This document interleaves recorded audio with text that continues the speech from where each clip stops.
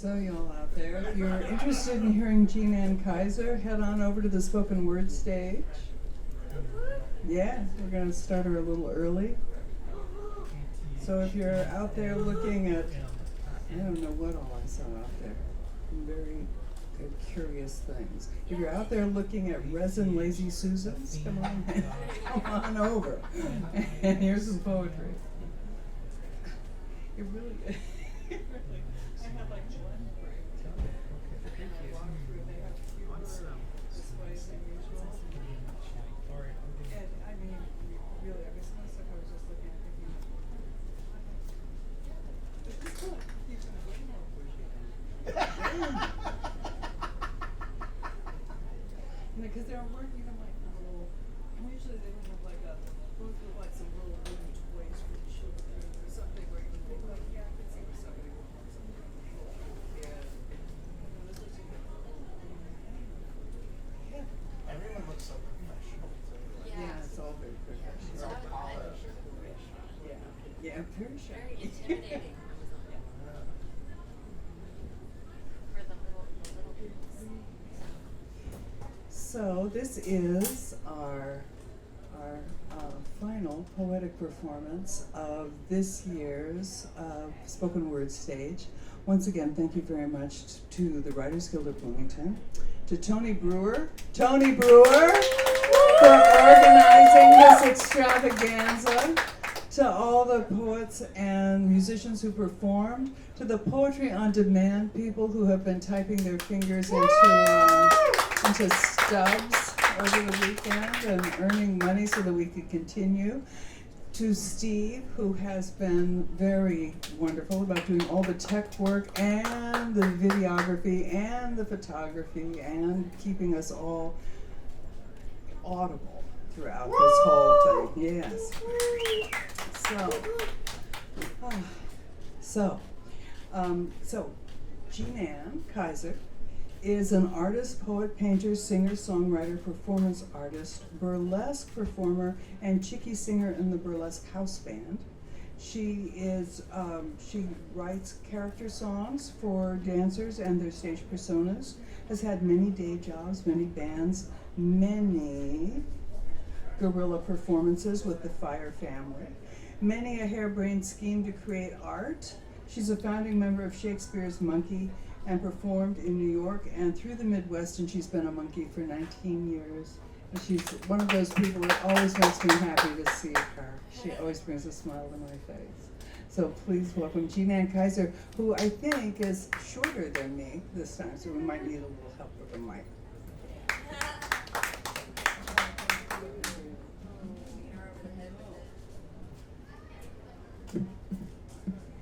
Thank you, thank you, thank you. Bloomington Writers Guild, you guys are always so good to us.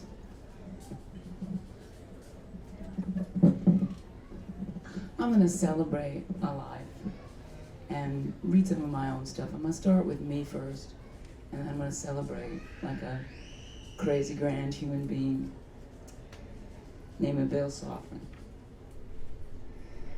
My first piece is a piece that I've revisited. I wrote a piece probably about 20 years ago called Insomnia. But for those of you that have insomnia, you know there is an Act 2. So, this is Insomnia, Act 2. I go neon in my head sometimes, so electric pulses through. Do you speak the language of the spiritual, he said. I am neon in my head, I said. I am a wide-awake, lost human with stuff to do. Even when I close my eyes, the neon remains. We have meds for that, he said. An evaluation would support our diagnosis. I am neon in my head. I know the diagnosis. I glow in the dark. Who needs solutions when I have visions in neon? I lie, awake,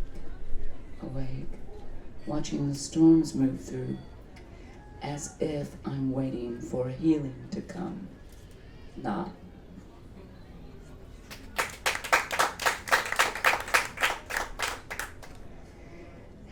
and this is new too. The title is Me. Me. I was raised by a pack of wolves. I was a wild child, pinned down by the Catholic Church, and a wolf pack howling all night. Bully Alpha Daddy. At school, I drew on my desk. I was forced by Sister Victoria to sand it off after school at 5 years old. My mantra remains my mantra.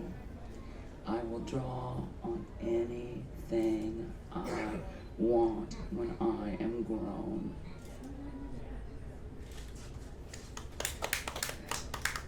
When they found I had a song and I instinctively sang along, being raised by wolves, music's not so bad in the wolf household.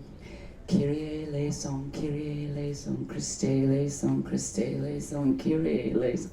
Lord have mercy on me, on me.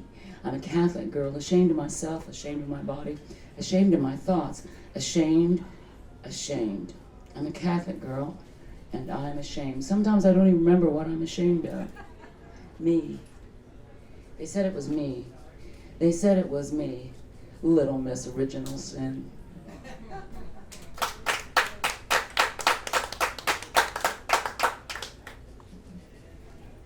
Begin. Breathe. Plant feet firmly. Set your eye. Reach toward your quiver. Set your eye. Set your arrow on your bow. Set your eye. Eyes set. Pull back toward your heart. Aim. Let it go. This is your life. This is your life. This is your life. This is your life. Hit or miss. This is your life. Hit or miss. No difference. It's your life.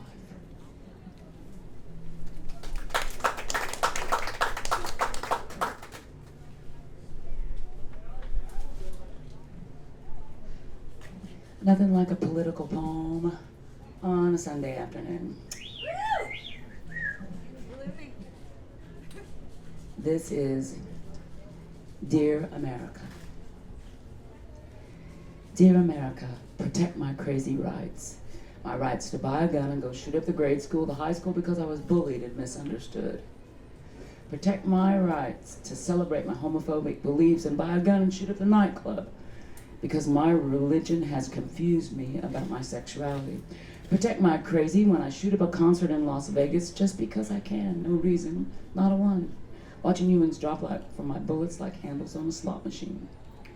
Let me turn my racism into bullets. Let me hate.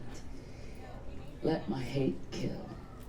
Protect me in my crazy and my right to purchase a gun, ignoring the red flags, the domestic violence charges, the police reports. Allow me to collect weapons to fight my own war in my crazy head. NRA, protect my crazy. Protect my crazy and my right to hunt humans like the animals they are. Continue to protect me under the excuse of the Second Amendment and allow me to kill your children, your family, your friends in school, nightclub, theaters, churches, concerts, anywhere people gather. America, I won't let you down. And I will kill and kill and kill you and your little dog too.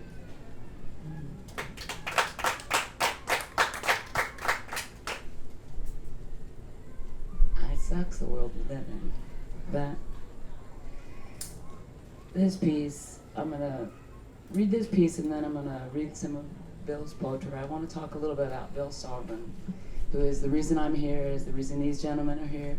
We all got caught up in the magic of Bill Sovereign and what poetry means to humanity and why we got to just keep on keeping on. And the title of this piece is Grow.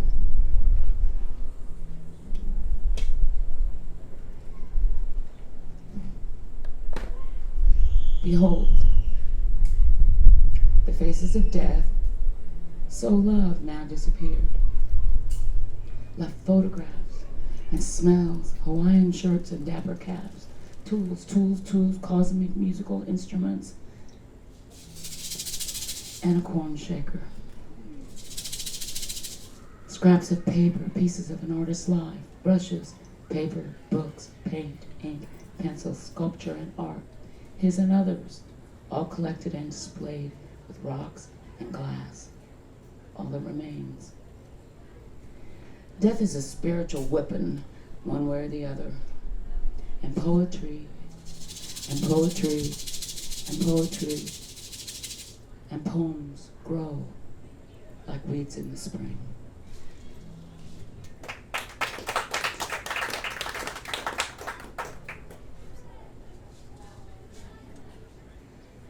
Bill created poetry readings 20 years ago, probably more than that, probably 30 years ago, because I got caught up in about year number 22 and started reading in 98. But he'd been having readings in Evansville at his home, and he just branched out to bars. He has created an environment for artists throughout the Midwest and throughout the country to come through and read poetry in Evansville, Indiana, on a monthly basis for almost 30 years. And a lot of us are here thanks to him. And I just wanted to read a couple of his pieces and to celebrate Mr. Sovereign, my friend.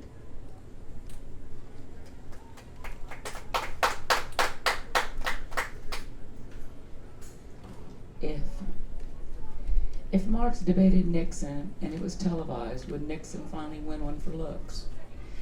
If JFK debated Joan of Arc, would Marilyn Monroe rest in peace? If Darwin debated the Pope, would monkeys grow wings and fly backwards? If Martin Luther King debated Hitler, would Jesse Owens come up?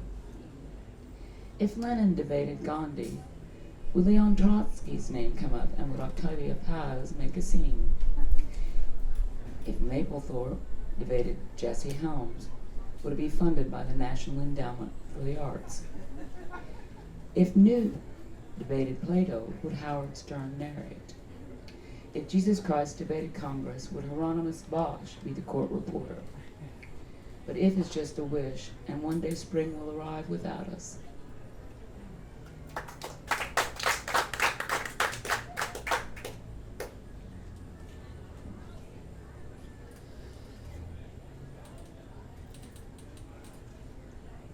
Politically incorrect for E.E. Cummings.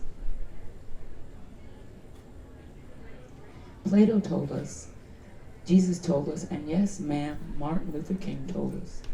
Thomas Jefferson zutted us up, but it would be an apathetic bit of Halley's Comet on the top of our heads to wake us up.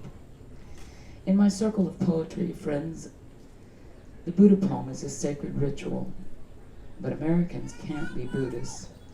In Vietnam, I saw a Buddhist light himself up like the 4th of July.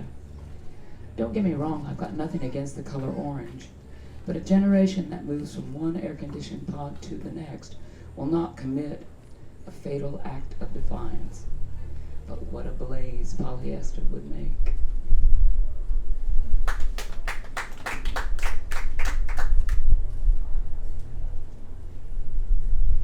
And thanks so much to the Bloomington Writers Guild for giving us this space to read and to connect with y'all. Thanks for the many blessings. We love you guys, and we're all going to work together for a long time, so let's keep up the good work. This final poem, which celebrates Mr. Bill, is poetry in the American language. I thought it a faint murmur, a low, distinct, but often continuous sound. A soft staccato sound emanating, pulsating from some innate spirituality that began in some dark, dank Neolithic cave.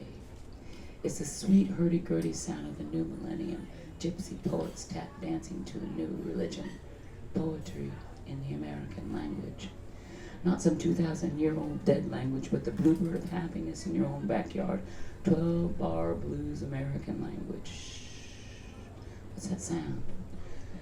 Is that the nocturnal sound of a nightingale? No, it's old man Apollinaire, the surrealist junkie. If you're real quiet and stand in the right light, he will steal your breath from the night, a trick he learned from Merlin. Do you hear that? Did I hear a meadowlark sing? It's only old man Elliot and that hipster Kerouac, piping on the boat swing pipes, reading tarot cards in a cheap motel. Elliot dealt me the hangman. I passed the Phoenician sailor on to Jack. Shh, I thought I heard a whippoorwill. It's only old men walk women, warbling in the leaves, singing the body electric. Hush, do you hear that sound? It's the bricklayer's poet's song, and it's the housewife's poet's song, and the coffee house poet's song. I hear the transcendental chants of the grandmaster rapper's poet's song, and the hip-hop jazzman poet's song, and I hear the cowboy poet's song, and I hear the Blue Mountains Majesty poet's song, and I hear the Mennonite woman walking alone in her garden poet's song. Hey, hey, what's that sound? Does anyone know what's going down? I hear America singing. I hear America singing.